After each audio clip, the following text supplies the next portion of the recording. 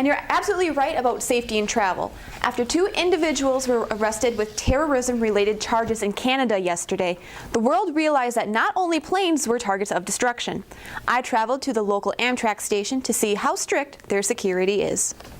Surprised and shocked by the announcement, I traveled to one local church to see what they would remember most about His Holiness. Unanimously rejected the latest contract offer. After a secret ballot vote on Wednesday, the musicians said that the proposal would greatly reduce their salary and benefits. The proposal would cut wages by 14%. Here at the St. Cloud Amtrak station, you might be surprised to hear that you have to keep track of your own luggage. Students are also able to find out about emergencies via text message with the Star Alert system. Meet Paul Hoshin and Brian Meisinger. These 2 men who work in the town of Cold Spring are fighting to find a way to keep the current water flow going at the Cold Spring Brewery. The DNR and the brewery are battling over the amount of water the brewery uses. The brewery is trying to find another water source, which local taxpayers would pay for. It's a major expense. We're not sure how much money yet because we haven't found the water source. It's approximately $370,000 per mile of horizontal pipe.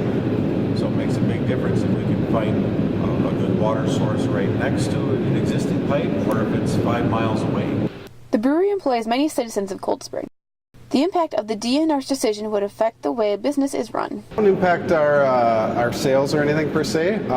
It is a major expense for us, being our product is water-based, mostly water, so having to buy that from the city at the quantity we use, it'll be a major expense on the company.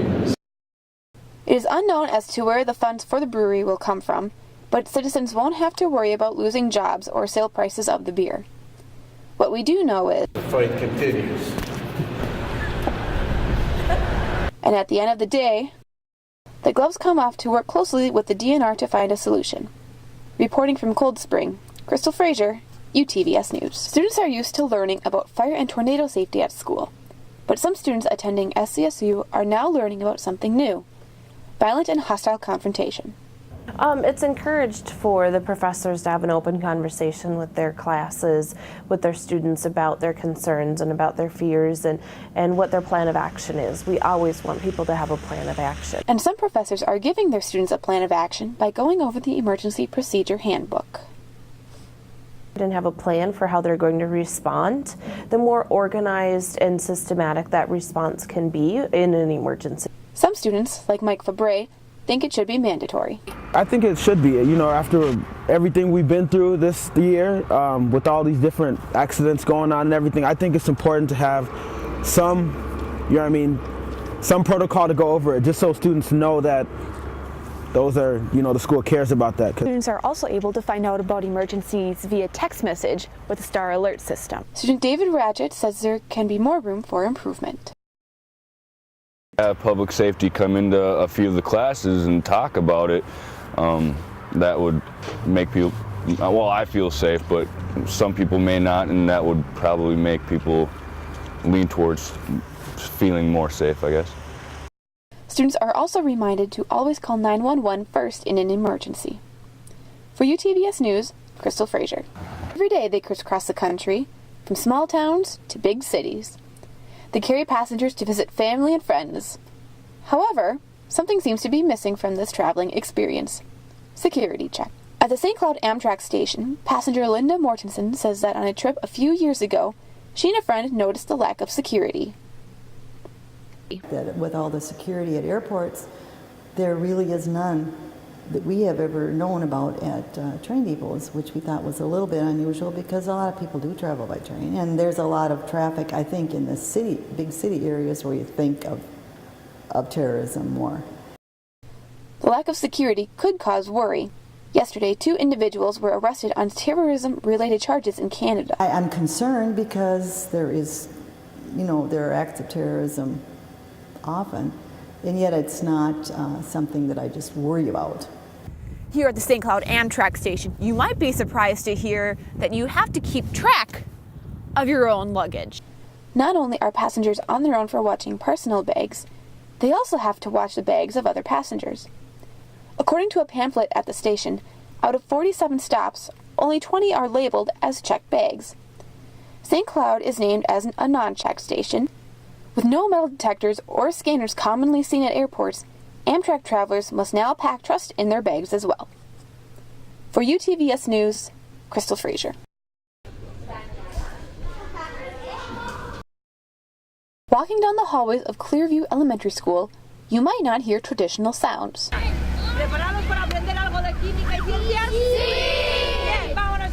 Students, ranging from kindergarten to 5th grade, are participating in a Spanish immersion program. Just take one look around the hallways and you'll see a difference. Will Cox, a kindergartner at Clearview Elementary, is one of many students that are in the process of being bilingual. So there's kind of a reward system tied up for them to be motivated to speak more, and it has worked really, really well. The program began 6 years ago, and now results are being shown. Have been done where really children that are immersed in an immersion program do better with like IQ tests. They get different skills that the other English curriculum kids don't get. Maria adds that bilingual students get more opportunities than other students. Their brain grows faster and have more opportunities in the future. Los estudiantes llegan de todo el mundo para vivir una vida que pocas personas pueden decir que han experimentado. Aquí en la Universidad de Concepción, personas de muchos países estudian, viven y trabajan. Una intercambio dice que este viaje es la mejor parte de su vida. Creo que todo desde el momento en que llegué para mí era algo nuevo, entonces todo ha sido la mayor experiencia de mi vida. Desde que llegué a Chile y conocí a la gente, y llegué a Concepción y empecé a rodearme de los amigos de la facultad. Entonces la gente, que sobre todo que es muy cálida, y eso me gustó. Eso es como la mayor experiencia. La experiencia empieza antes de asistiendo sus primeras clases.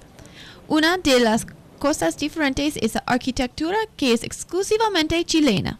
Pues los edificios son más bajos, la arquitectura no se construye tanto en altura sino horizontalmente, y eso te llama la atención. Situado en la dirección de Relaciones Institucionales e Internacionales, es el lugar donde los estudiantes, aunque estaban de países diferentes antes, ahora convertirse en uno. Este es el registro donde los nombres de los extranjeros y la información de que están estudiando está guardado. ¿De dónde recibimos más estudiantes? Nosotros principalmente de Europa.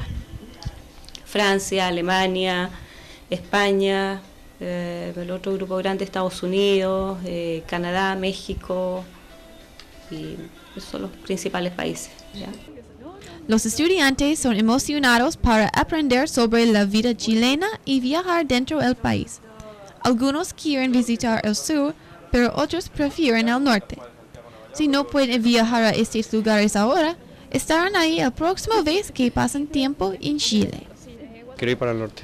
Valparaíso, el Valle del Elqui, La Serena, Santiago tampoco he estado. Me gustaría seguir viajando hacia el sur. Me gustaría conocer un poco más y igual no me quisiera ir, pero yo sé que tiene un final, entonces seguir viajando y en un año o dos regresar. El deseo de los ciudadanos de Chile es que los intercambios perfecten el idioma y viven la cultura.